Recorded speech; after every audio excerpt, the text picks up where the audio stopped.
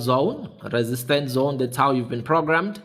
So we bought at that sell zone exactly on resistance. We bought, the market broke, it went up. Again here, it's another sell zone. People try to sell, the market is breaking up. So I hope you see that you've been taught how to trade incorrectly. Your mentors on YouTube or TikTok, they'll teach you, let's sell on resistance. You sell, the market pushes up, and then you try to sell, it pushes up, you lose money, all the stop losses are gone.